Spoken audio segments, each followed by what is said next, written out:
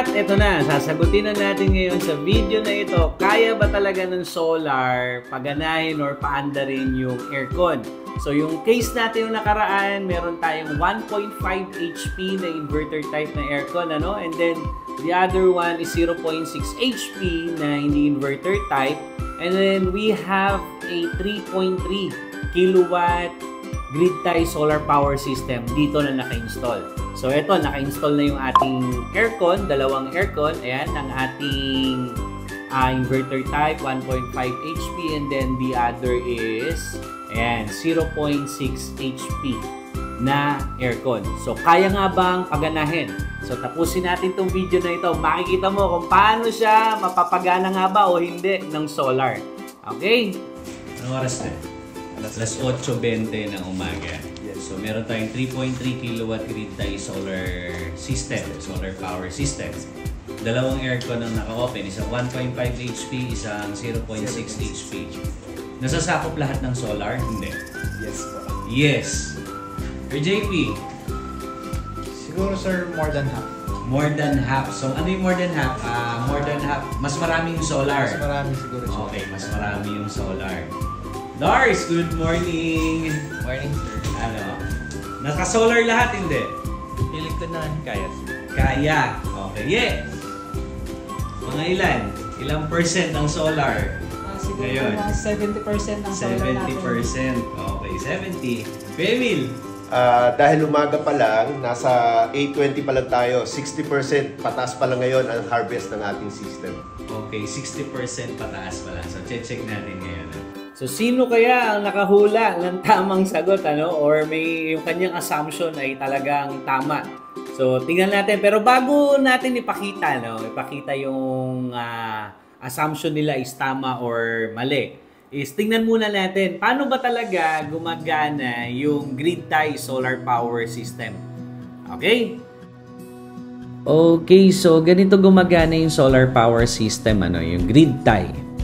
So, first, syempre, meron tayong solar panel, then we have the inverter, the house or office, and then yung grid natin or Meralco, and then our meter. So, meron tayong apat na case dito. First, load is equal to PV system or solar system. PV means photovoltaic, other term for solar, ano? So, solar system. So, load is greater than our system, then load is less than our PV system o yung pinoproduce ng ating PV system. And then, under no load, ano ba yung nangyayari sa solar na grid tie sa mga case na ganito, no? So, una, so makikita natin dito na kapag ka equal daw yung ating mga ginagamit na consumption sa bahay na appliances na loads sa pinoproduce ni solar, so makikita natin wala tayong ginagamit kay Meralco o walang kuryenteng nanggagaling kay Meralco. So, ang unang nagagamit na power is si solar. So, makita nyo magkasama naman yung linya niya. So, later, makita natin. So, pagka naman mataas yung load, ano, sa solar, compare sa solar, so ano nangyayari? Ayan. So, tumutulong na si grid or in our case, Meralco. So, magkasama na siya. So, lagyan natin ng value. Halimbawa, yung bahay mo is may load na 2,000 watts. And then, solar is producing around 1,300 watts. So, 1,300 watts manggagaling kay solar. Then, yung kulang na 700 manggagaling dito sa grid or Meralco. Then, eto naman, mas maliit naman yung ating load compared doon sa may PV system natin. So, anong nangyayari? Kapag naka-apply na tayo for net metering, ano, yung pwede ka nang mag-export ng power back to Meralco. So, ayan, na-export natin pabalik yung sobrang power kay solar, pabalik kay Meralco. So, lagyan natin ng value. Halimbawa, 2,000 watts uli yung solar, ano, ay yung loads, ano. And then, ang kinagamit mo consumption is 1,500 lang. So, yung 1,500 mapupunta sa bahay, and then yung 500 babalik doon sa may export mo back to Meralco. So, anong nangyayari pagka naman wala kang loads? Ayan. So, lahat ay pabalik ng Meralco, nag-e-export tayo ng power. So ano bang nangyayari kapag ano nangyayari doon sa in-export nating power?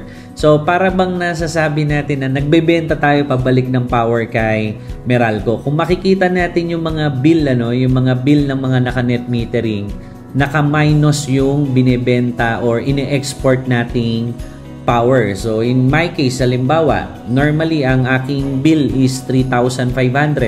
Kaya lang, nakakapag-export pa ako ng value ng mga 3,700. So, nagsi-zero bill ako. Tapos, yung 200 na sobra, naiipon lang yun sa Meralco until such time na magamit ko siya. Normally, pagka summer, mas prolong yung paggamit ng aircon. So, ang nangyayari, mas mataas yung bill ko sa gabi compare sa na-export ko sa umaga. Pero yung mga dati kong mga negative na naipon kay Meralco, yun yung sumasagot ulit nung bill ko. Normally sa summer, kaya zero pa rin ako. Ayun, zero bill. Pakita ko rin yung ating bill na nagsi-zero at nagne-negative. Okay, so ganoon gumagana yung grid tie solar. AM in the morning, so our 3 kilowatt so nagbibigay siya ng power na 869 watts. So ito ba ay sapat or hindi? So check natin mismo dun sa may meter. Ayan, tulad yan, medyo kumukulimlim or may ulap. Ayan, so pababa-baba tayo, so meron tayo 868. So dalawa yung aircon natin na gumagana, yung 1.5 HP na inverter type at itong the inverter type na 1 HP.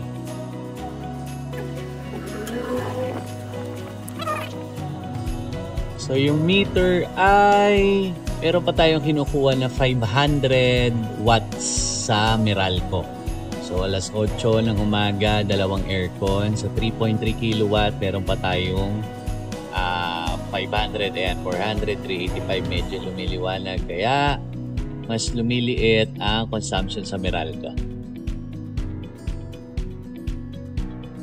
So, okay, so tanghaling tapat kita natin dito yung ating load 1,200 plus watts. So ito ay bumaba, maaring yung aircon natin na inverter type na reach na yung nakaset sa kanyang temperature. Kaya bumaba yung ating consumption. And then makita natin binibigay ni solar 1,200 plus watts din. So sakto siya dun sa may loads Kagaya na in-explain natin sa may grid tie, halos wala na siyang ginagamit na power from Meralco. Okay, it's 3:19 PM at makikita pa rin natin na yung ating mga loads ay pina-power up pa rin ng solar and halos or wala na tayong ginagamit pa rin from Meralco.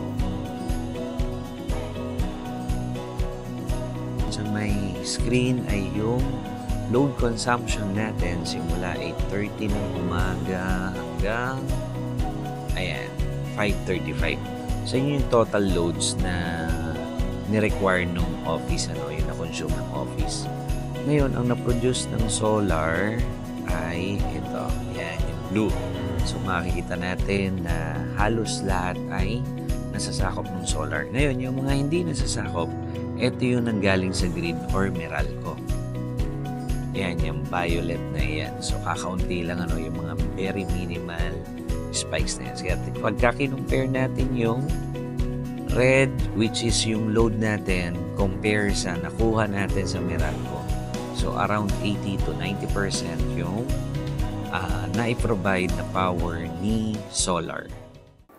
Okay, so para sa conclusion, so nagawa ba natin na mapaandar yung mga aircons at yung iba pa naming appliances or equipment dito sa office? So ang sagot is yes. So napagana naman fully ng solar in some certain times dito sa office ngayong morning. Kasi ang nangyari, merong mga oras na kumukulimlim, humihina yung bigay na power ni solar. Pero most of the time during peak hours, yung peak hours natin around alas 10 hanggang alas 3 or yung even yung alas 9 hanggang alas 4 kaya pa naman nung ino-observe namin.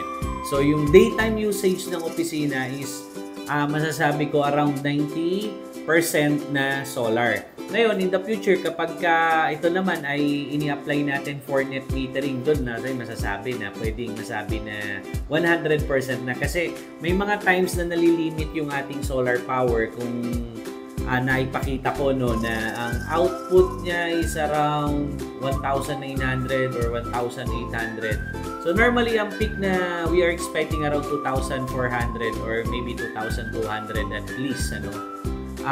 Hindi siya umaabot doon kasi naka-zero export mode pa yung ating system. Ibig sabihin ng zero export mode, kung ano lang yung kailangan ng opisina, halimbawa kung 1,800 watts lang, so yun lang yung ibibigay niya. And then, kung mas mataas yung kailanganin ng opisina, katulad dun sa may video, sa explanation natin ng grid tie, kukuha tayo kay Meralco. And then, merong mga oras na kumulimlim talaga, so walang-wala talaga yung solar, From 1,900, nag-drop siya ng 200 watts, 300 watts. Ayun, bumaba talaga. So, kung load namin nung time na yun, 1,800, we are getting 1,500 from Meralco at that time. 300 watts lang yung binibigay ni solar. Pero all throughout the day, around 80 to 90% solar yung nagbigay ng power dun sa aming energy consumption. So, from a day-to-day basis, so mag-iiba-iba yun, depende sa panahon. So, hopefully, natapos nyo itong video na to at nasagot natin yung talong natin na kaya ba natin. Actually, kayang-kaya, lalo na nga pagka naka-net metering tayo, yung pwede pa tayo mag-export ng power back to Meralco. So, siguro sa susunod na video, gawa naman kami ng matutunan naman natin yung hybrid solar power, yung may battery, yung meron ng mga LiFePO4 na battery. So, hindi na yung mga lead acid, kundi yung mga LiFePO4 na tumatagal na ito ng more than 5 years. Okay? So, kung meron ka pang mga katanungan, message mo lang kami at mabibigyan ka namin ng free consultation regarding solar power. So, message mo lang kami.